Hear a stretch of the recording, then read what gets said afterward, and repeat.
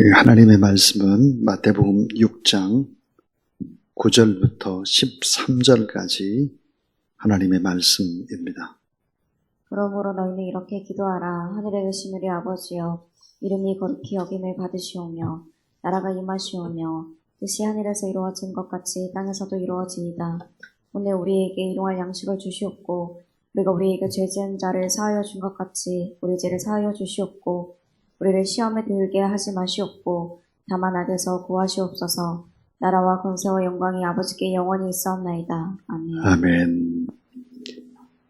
자, 오늘부터 이제 주기도문을 가정 예배 때 강의하게 됩니다. 오늘은 왜 주기도문은 중요할까 하는 내용입니다. 한 사람의 수준이 얼마나 되는가 가늠해 볼 수 있는 방법이 있습니다. 대개의 경우에 인생에서 큰 위기와 고난을 만났을 때 어떻게 대처하느냐를 보면 그 사람의 신앙의 수준을 알 수가 있습니다. 또 하나의 방법은 기도의 내용을 통해서 신앙의 수준을 알 수 있죠. 신앙의 수준과 기도의 수준은 정비례하기 때문입니다. 신앙과 기도는 언제나 함께 가기 때문이죠. 매일매일 새벽 기도를 해도 1시간 넘도록 기도를 한다 할지라도 기도의 내용이 내 돈, 내 건강, 내 가족, 내 사업 등등 나의 것을 위해서 기도를 계속하는 사람들은 자기 자신이라는 틀 안에 갇혀있는 사람이죠. 그러니까 이 기도의 수준과 신앙의 수준은 함께 간다 이렇게 말할 수 있습니다. 자, 우리에게 주기도문을 주신 그 뜻이 무엇이겠나 하는 것입니다. 그것은 바로 신앙의 수준을 한 단계 향상시키려는 주님의 뜻입니다. 자, 이방인들에게도 기도가 있습니다. 당시 유대교인들에게도 기도문이 있었고 세례 요한의 제자들에게도 기도문이 있었는데 예수님께서 제자들에게 주기도문을 주신 이유는 뭘까? 그것은 신앙의 수준을 조금 더 높여라 하는 주님의 뜻입니다.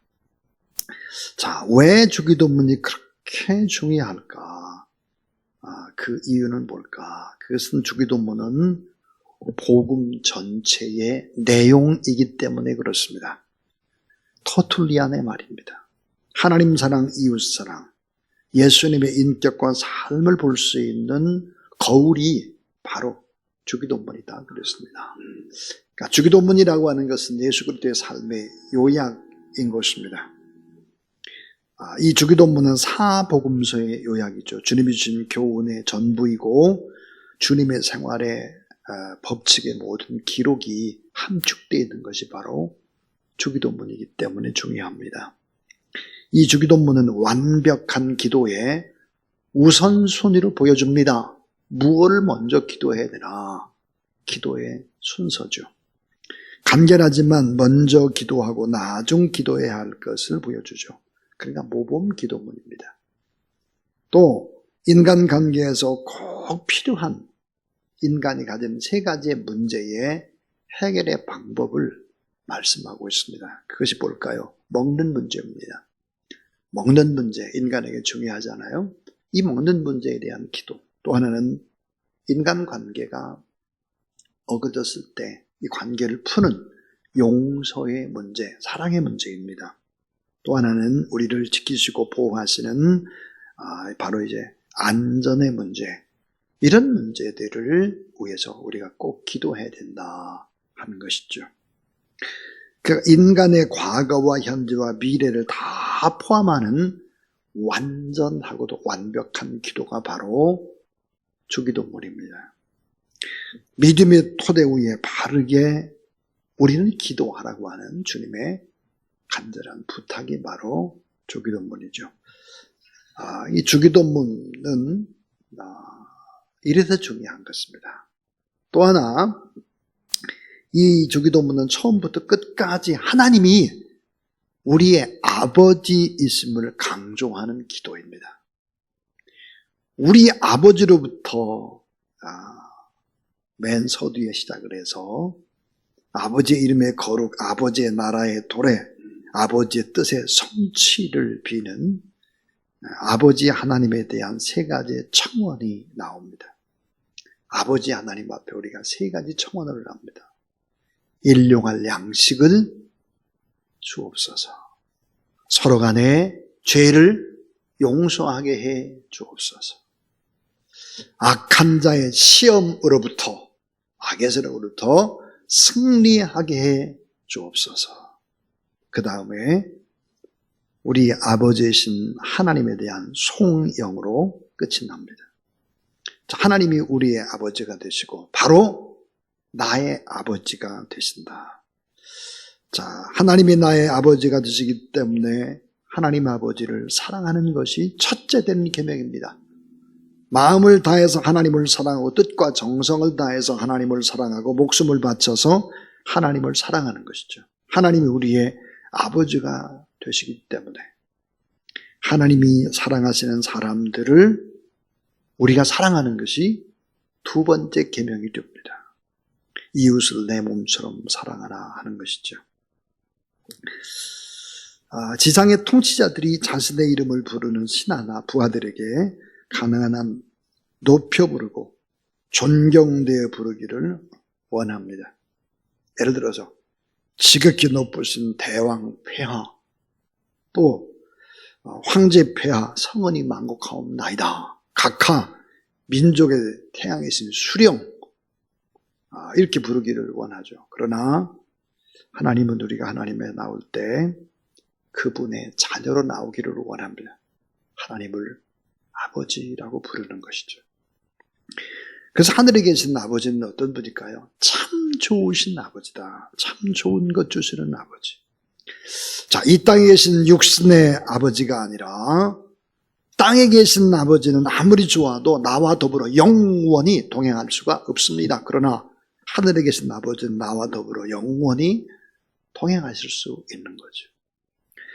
자, 땅에 계신 아버지는 불완전합니다. 그러나 하늘에 계신 아버지는 완전하신 아버지. 자, 땅에 계신 아버지는 잘못된 충고를 하실 수 있습니다. 지혜가 부족하죠. 그러나 하늘에 계신 우리 아버지는 완전한 지혜와 완전한 능력을 가지고 계신 분.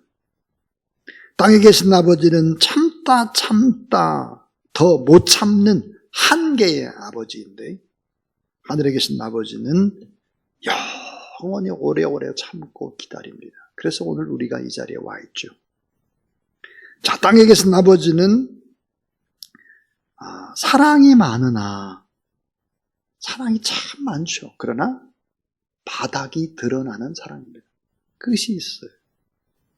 그러나 하늘에 계신 우리 아버지는 측량할 수 없는 사랑, 지혜와 권능으로 도우시는 아버지, 참 좋으시는 아버지, 계속해서 사랑을, 용서를 베푸시는 아버지입니다. 오늘의 말씀 속에서 하늘에 계신 아버지는 은밀한 중에 보시는 아버지, 나의 필요를 잘 알고 계신 아버지, 우리가 구하기 전에 이미 있어야 될 것을 다 셈하고 계시는 아버지. 육신의 아버지는 약합니다. 하늘에 계신 우리 아버지는 주권자의 통치자요 전능하시는 아버지입니다. 하늘에 계신 아버지, 특별히 사랑하시고 구별하여 자녀를 불러주시는 아버지입니다. 요한복음 8장 44절에 너희는 너희 아비 마귀에게서 났으니 그랬습니다. 오늘 우리가 누구일까? 너희는 너희 아비 마귀에게서 났다. 우리가 마귀의 자녀입니다. 우리가 마귀의 유혹에 끌려다니는 자녀입니다.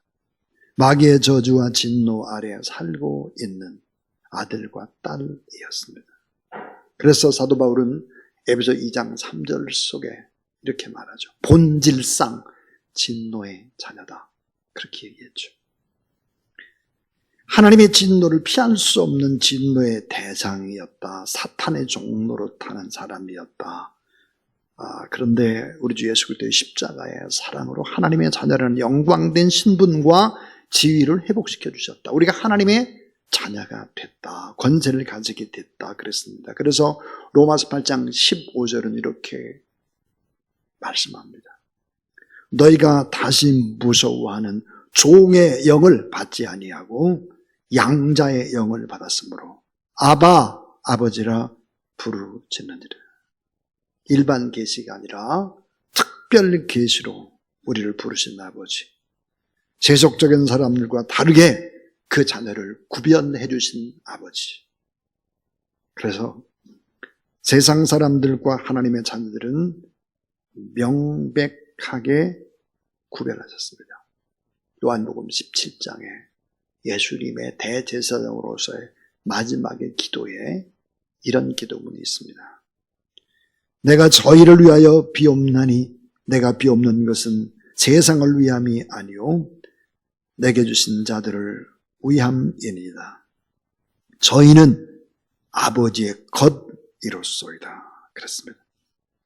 주 예수 그리스도를 믿는 사람들은 다 아버지의 것, 아버지의 소유, 아버지의 아들과 딸이라고 선언을 했습니다.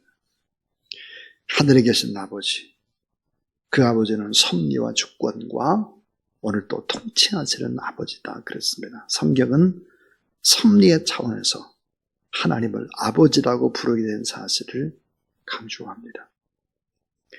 창조의 사랑, 구속해 주신 사랑, 인도해 주시고 가르치시고 보호하시고 사랑의 징계를 하시는 사랑, 섭리하시는 사랑, 주권자로 다스리는 사랑, 통치하는 아버지.